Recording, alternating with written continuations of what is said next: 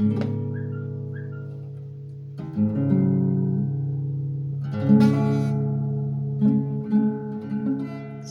selamat pagi. Mari kita memuji Tuhan. Haleluya. Oh, betapa indahnya dan betapa eloknya bila saudara seiman hidup dalam persatuan. Urapan di kepala harum, yang kejanggut dan jubahnya turun seperti embun yang dari Hermon mengalir ke bukit Sion. Kesanatlah diberitakan Tuhan agar berkat-berkat dicurahkan, kehidupan untuk selamanya. Oh, betapa indahnya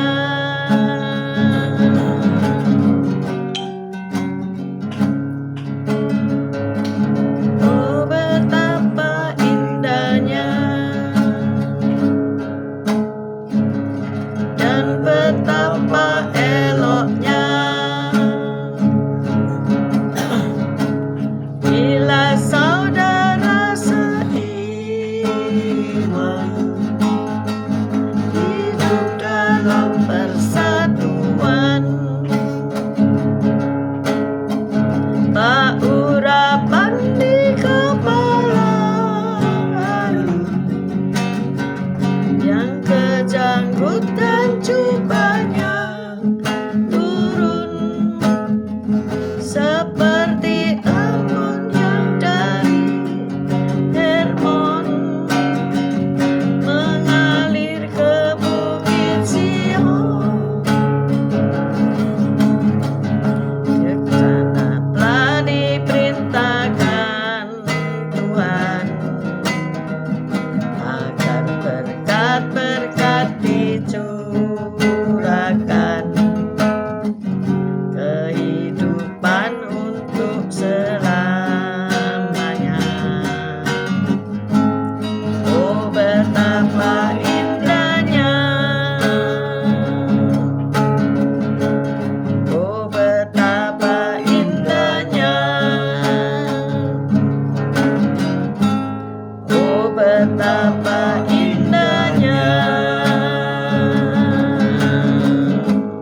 oh, betapa indahnya. Haleluya, puji Tuhan. Selamat pagi Tuhan Yesus, Kau baik, Kau sungguhlah Kau sangat baik. Pagi hari ini Kau tetap menyertai kami dalam siaran gembala, siaran ulang pagi hari ini ya Tuhan Yesus. Sebentar lagi Kau membaca firman-Mu, merenungkan firman-Mu, Kau buka hati pikiran kami agar kami dapat menerima firman-Mu, dan Kau berikan roh pengertian bagi kami agar kami mengerti akan firman-Mu, dan Kau berikan iman yang kuat bagi kami agar kami dapat melakukan firman-Mu dalam kehidupan kami ya Tuhan Yesus.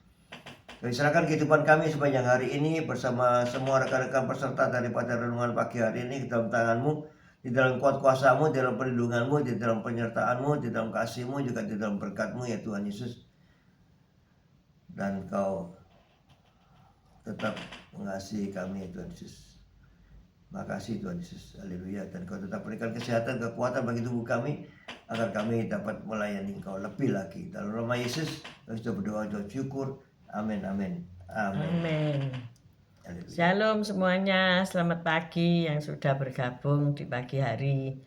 Cuaca agak hazy ya, agak ada awan, tidak ada matahari, udara cukup sejuk, membuat kita semangat ya. Ya. Ayo kita baca Yosua 4 ayat 1 sampai 8. Yosua 4 ayat 1 sampai 8.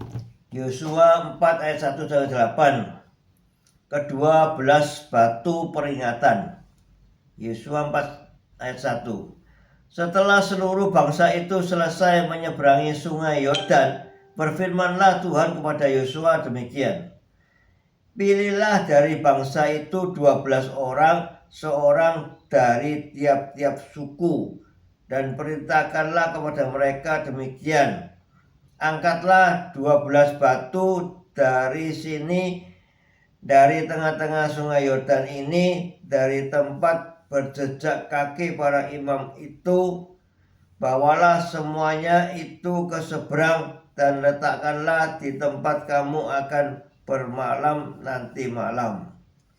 Lalu Yosua memanggil ke-12 orang yang ditetapkannya dari orang Israel itu, seorang dari tiap-tiap suku, dan Yosua berkata kepada mereka, menyeberanglah ke depan kabut Tuhan Allahmu ke tengah-tengah sungai Yordan, dan angkatlah masing-masing sebuah batu ke atas bahumu menurut bilangan suku orang Israel, supaya ini menjadi tanda di tengah-tengah kamu jika anak-anakmu bertanya di kemudian hari, apakah artinya batu-batu ini bagi kamu? Maka haruslah kamu katakan kepada mereka bahwa air sungai Yordan terputus di depan tabut perjanjian Tuhan. Ketika tabut itu menyeberangi sungai Yordan, air sungai Yordan itu terputus.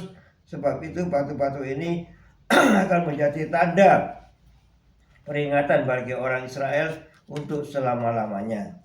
Maka orang Israel itu melakukan seperti yang diperintahkan Yosua.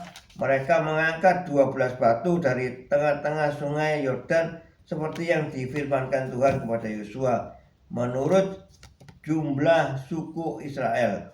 Semuanya itu dibawa mereka lah ke seberang, ke tempat bermalam, dan diletakkan di situ. Amin. Amin, amin, amin. Peringatan dan pengingat, ya.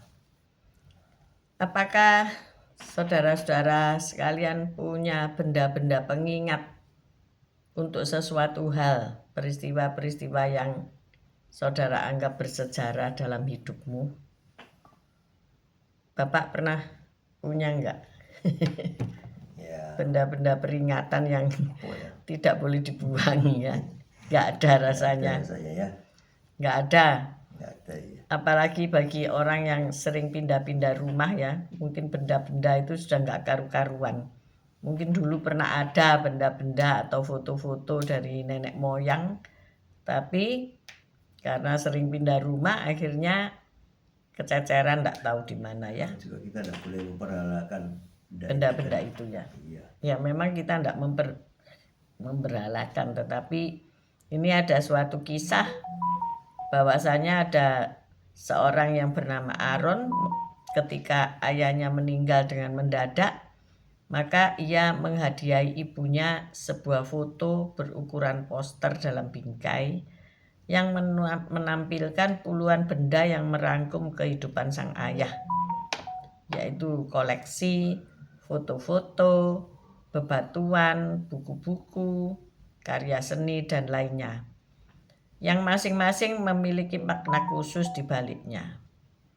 Jadi Aaron menghabiskan waktu berhari-hari mengumpulkan dan menyusun barang-barang tersebut.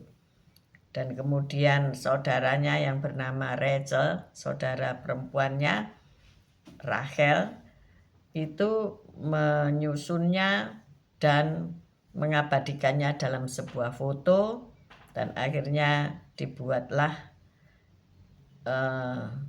bingkai ya. Jadi seukuran poster dan dibingkai. Kemudian dihadiahkan kepada ibunya. Itu menjadi peringatan visual ya dari sang ayah.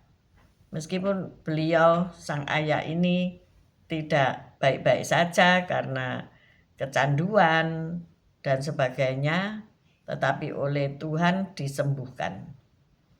Dan sang ayah dimampukan untuk mengalahkan kecanduan di penghujung masa hidupnya. Tidak diceritakan apakah ini kecanduan alkohol atau yang lainnya, tapi ada suatu addicted atau kecanduan yang sedikit merusak kehidupannya, tetapi Allah memberikan kesembuhannya. Nah, kita mengingat bahwa setelah umat Allah melewati 40 tahun yang panjang dan akhirnya menyeberang ke tanah perjanjian, Yosua memilih 12 orang, satu dari setiap suku, untuk mengambil batu dari dasar sungai yang kering untuk menjadi tanda di tengah-tengah mereka. Di dalam Yosua 4 ayat 1 sampai 6 ya. Jadi tiap-tiap kepala suku itu mengambil batu-batu yang cukup besar dan digunakan Yosua untuk mendirikan mezbah dan peringatan abadi atas kuasa dan pemeliharaan Allah. Di dalam ayat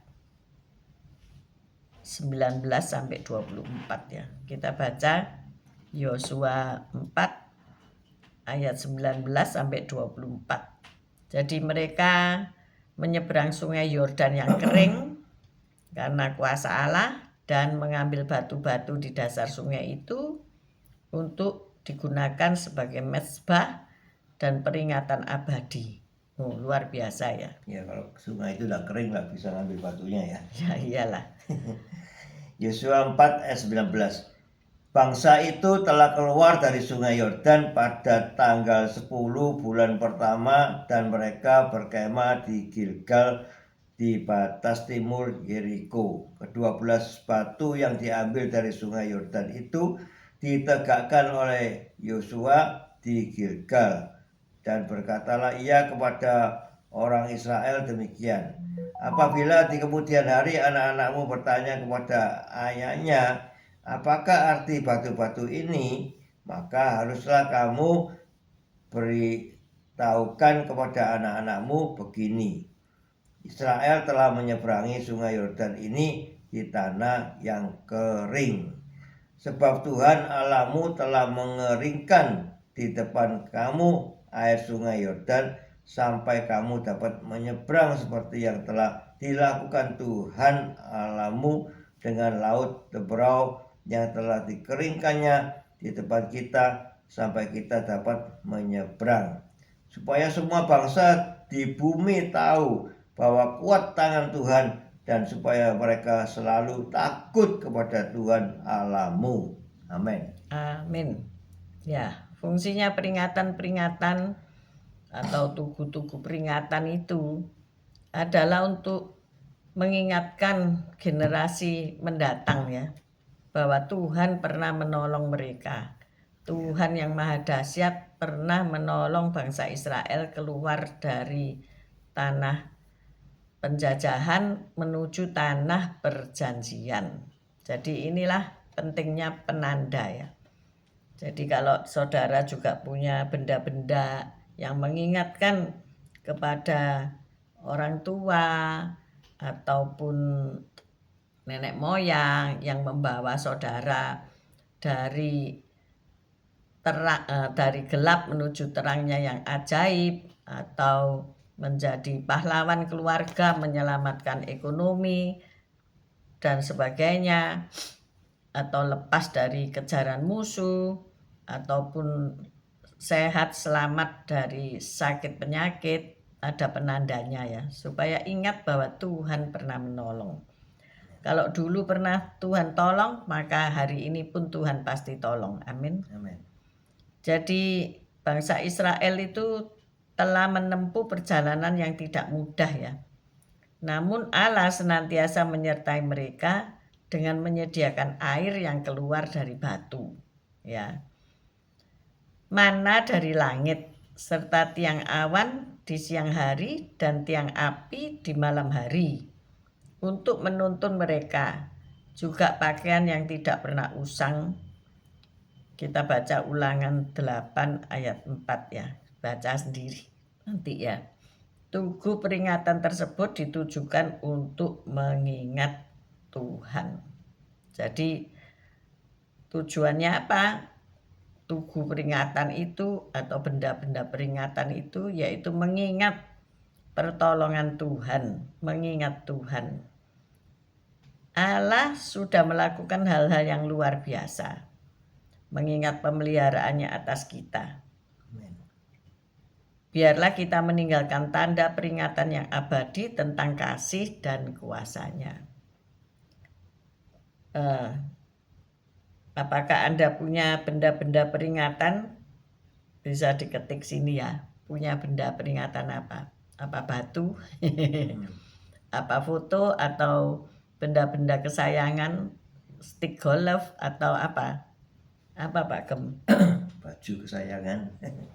Baju kesayangan? Iya, ada baju yang ini mengingatkan kita pada suatu peristiwa apa gitu loh. Gitu ya. Bisa Jadi juga. tidak dibuang ya.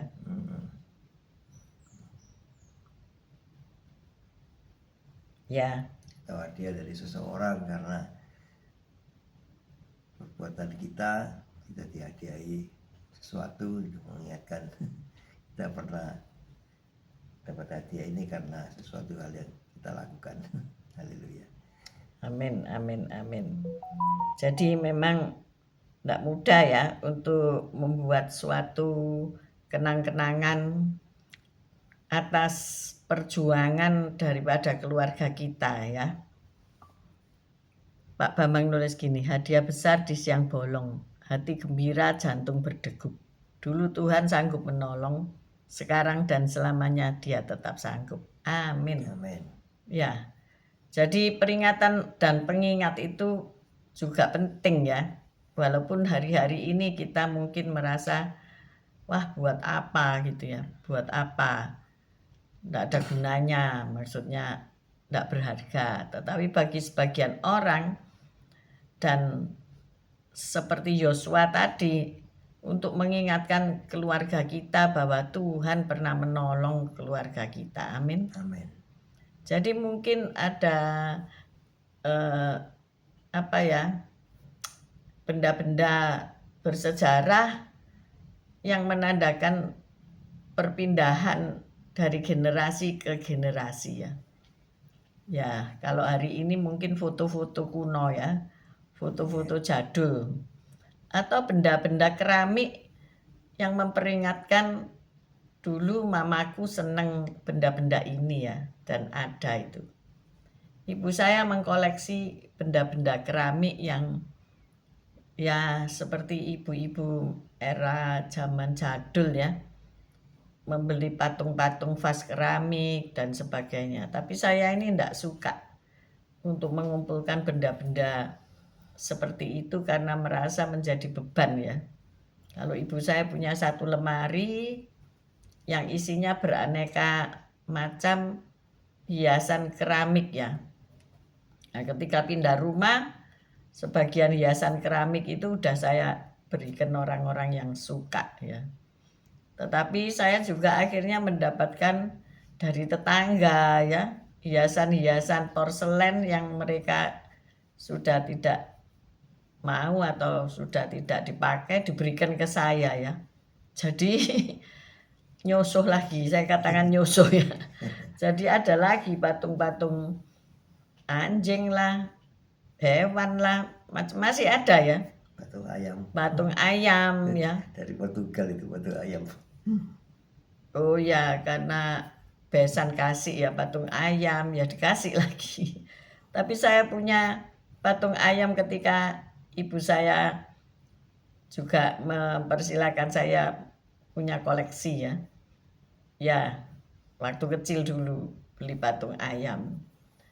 Kemudian apalagi koleksinya.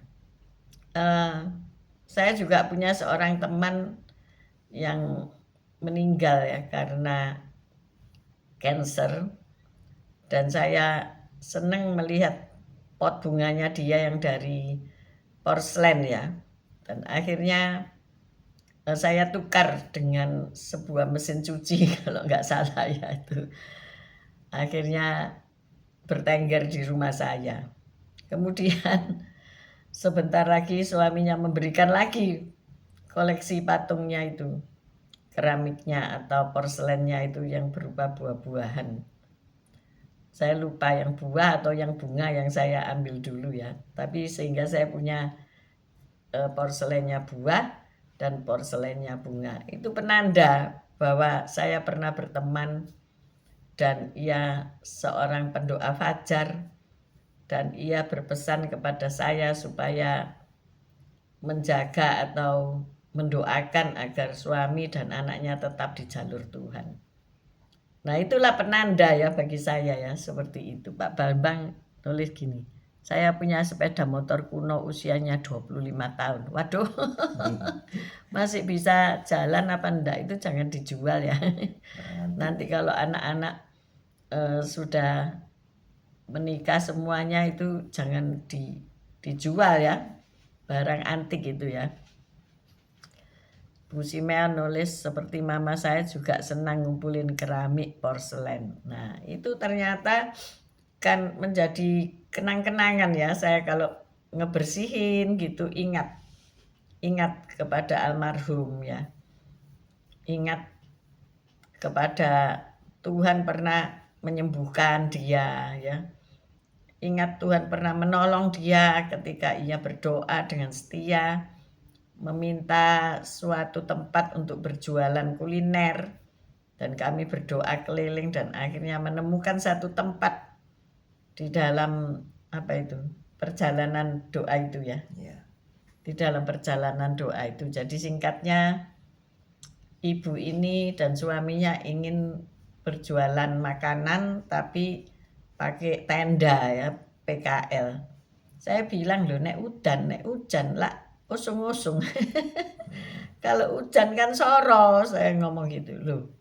Kalau minta Tuhan itu kenapa kok minta sing ndak enak ya. Terlalu sederhana, minta ruko gitu loh, saya itu bilang gitu ya. Ndak ada duit, saya kata. Ya mungkin bisa sewa atau kontrak, ndak apa-apa. Tapi kalau di PKL itu kan sengsara ya. Belum lagi kena Satpol PP, nanti dirampas itu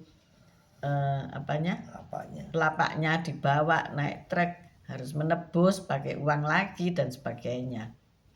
Singkat cerita, akhirnya terjadi ada sebuah ruko yang disewakan dan cukup murah, cukup baik, dan sistemnya kurang tahu ya saya apakah bagi hasil enggak ya. Oh, dapat keringanan harga sewa, dapat support, pokoknya diberikan semua alat-alat, bahkan sampai tosa juga dipinjemi ya untuk ngangkut makanan dari rumah beliau itu ya. Pokoknya pertolongan Tuhan yang sangat ajaib yang membuat kita wow gitu ya. Itu loh Tuhan kita ya. Jadi nek minta ojo setengah-setengah. Wis enggak apa-apa lah sing sederhana. Minta rumah yang kecil gitu, nanti kok kekecilan. Tuhan kok kecil ya. Ya minta yang secukupnya ya, nggak usah terlalu mewah kayak istana, nanti tidak bisa memelihara ya. Kan Tuhan ngomong pelihara ya kan. Tuhan ngomong usahakan, nah nggak bisa ya, sesuai kemampuan, tapi ya jangan sengsara ya. Kalau PKL itu memang gratis, tapi ya nggak gratis ya, ada iuran dan itu ya sengsara lah, kepanasan, kehujanan gitu ya. Jadi kalau hari ini ada yang kepengen rumah, yo minta lah yang berapa kamar, anaknya berapa, anak 10 kamar ya Pak ya. Dulu ibunya punya putra putri 7 orang ya, tapi punya berapa kamar? Ya berapa ya, tahu 4 atau berapa? Enggak lah, 1, 2, 3, cuma 3 kamar ingat saya ya. Jadi keruntelan ya, ada 1 kamar yang nenek dan cucu-cucu gitu ya. Nah itu kan kita dulu kan pakai ranjang susun. Iya, ranjang susun ya. Itu suatu buang semua itu. Itu ranjang susun itu saya enggak bisa bayangkan, aku di atas sering ke toilet iso tiba ya. Ngantuk. Jadi minta itu yang genah gitu loh maksud saya ya. Shalom Bu Lili Lestari. Jadi minta itu yang genah itu maksudnya ya yang perfect gitu loh ya, yang bisa kita pakai dengan nyaman gitu loh ya. Tuhan pasti kasih, pastilah Tuhan pasti kasih ya. Jadi yang tidak punya rumah hari ini masih sewa, kontrak atau dipinjemi sesama teman, ayo minta ditulis saja kalau lupa ya. Ya, Minta tulis ukurannya dan lepas sekian, ya. kamarnya sekian, tempatnya di mana, itu pasti Tuhan kasih ya. Karena Tuhan itu sungguh luar biasa. Amin. Dan jangan lupa dibawa di dalam doa. Dan tetaplah berdoa sampai itu terjadi. Jadi itulah benda-benda pengingat yang mengingatkan kita pada pekerjaan Tuhan atas peristiwa dalam hidup kita yang kita rupakan sebagai ya tugu peringatan atau benda peringatan atau benda bersejarah dan sebagainya. Nah, Anda pasti punya ya. Sekarang baru sadar, iya ya. Ini mungkin Alkitabnya papaku, ini mungkin Alkitabnya mamaku, ojo dibuang ya. Saya punya Alkitabnya ayah saya ya, saya taruh gereja. Jadi, ada live di Facebook. Bu Lili nulis, pagi ini tidak ada live di Facebook. Mungkin Facebooknya sana nggak respon ya, ada kok. Ini Facebooknya Bapak Gembala, Facebook saya dan Instagram, serta nanti di YouTube kalau saya upload. Jadi pagi hari ini, ayo kita bolehlah sekali-kali memorabilia ya. Boleh rodok melo-melo sedikit. Tetapi justru di dalam kemeluan kita itu kita semangat. Karena apa? Benda-benda ini mengingatkan Tuhan pernah menolong. Jadi bukan bendanya itu yang dipuja-puja, bukan. Untuk peringatan aja bahwa Tuhan sudah pernah menolong hidup kita. Mengapa kita harus takut? Tuhan sudah pernah menyediakan yang terbaik buat hidup kita. Ya, Bu Meon nulis, saya punya Alkitab besar yang biasa dibaca oleh mama saya. Iya. Jadi kalau kita punya benda-benda yang bersejarah seperti itu, ya jangan dirombeng ya. Saya ini tukang merombeng barang. Dari ayah saya ada itu lensa binokular ya, teropong ya. Teropong. Mana itu ada ya? Ada. Nggak tahu ditaruh mana, tapi belum dibuang, berarti ada ya. Nah, beliau kan seneng pergi berjalan ke alam-alam gitu ya. Berpetualang ke hutan, ke kebun-kebun gitu, dan mungkin untuk melihat burung-burung atau binatang-binatang, saya kurang tahu karena beliau juga berburu dulu ya. Berburu babi rusa ya. Babi rusa bukan babi rusa, celeng itu apa? Babi hutan. Babi hutan, dan kemudian kalau pulang akhirnya mamaku disuruh bikin dendeng celeng ya, nggak tahu bisa apa enggak dulu rasanya ya, saya pernah makan gitu ya. Dendeng celeng ya, karena kami dulu belum Kristen ya, jadi nggak ngerti apa yang boleh dimakan dan apa yang nggak boleh dimakan gitu ya. Ya cukup enak, dendeng celeng itu asin, dimakan sama nasi sama sambal gitu. Nah kan air liurnya keluar kan. Asin, pedas, manis ya itu. Tapi celengnya ndak ada. Taringnya nggak disimpan. Jadi ndak mengingatkan pada hal-hal yang nggak boleh dimakan ya. Oke, jadi kita melihat Yosua ini punya hikmat ya, yang luar biasa. Kalau saudara nanti searching di Google mengenai tugu peringatan itu apakah masih ada atau tidak, ya saudara lihat nanti di Google ya. Ayo kita berdoa. Terima kasih Tuhan Yesus atas firman-Mu. Ya Tuhan, kalau Yosua pernah mengalami mujizat yang Engkau berikan pada Yosua di waktu menyeberang sungai itu menjadi kering, dan untuk peringatan akan peristiwa itu Tuhan pernah tolong mereka untuk menyeberangi sungai. Diambillah batu-batu itu dan dikumpulkan untuk dibuat suatu peringatan bahwa Tuhan pernah menolong kita di dalam kita menghadapi suatu tantangan, suatu peristiwa di mana Tuhan menolong, sehingga kita bisa terbebas dari apa yang sedang kita hadapi. Seperti Yosua, dia bisa ditolong dan bisa menyeberang bersama rombongannya ke seberang dengan sungai yang kering. Haleluya, puji Tuhan. Ya Tuhan, mujizat-Mu juga pasti terjadi pada diri kami, asal kami setia pada Engkau, mengasihi Engkau, merenungkan firman-Mu siang dan malam, sehingga kami bisa memperoleh juga, mendapatkan juga mujizat yang dialami oleh Yosua itu. Makasih Tuhan Yesus, haleluya, amin. Bapa, Engkau Bapa yang baik. Terkadang kami lupa akan kebaikan-Mu.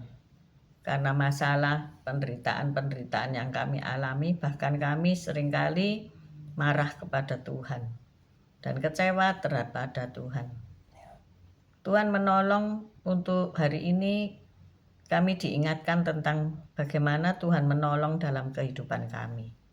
Bagaimana Tuhan mengangkat kami dari kegelapan menuju terangnya yang ajaib. Itu suatu hal yang perlu kami peringati. Kami ingat senantiasa bahwa Tuhan telah menolong kami. Terima kasih untuk perbuatan-Mu yang dahsyat. Kalau hari ini kami punya benda-benda pengingat kebaikan Tuhan, kami bersyukur berterima kasih. Seperti Yosua yang memberikan tugu peringatan dan sebagai mezbah supaya bangsa Israel tetap mengingat pertolongan Tuhan.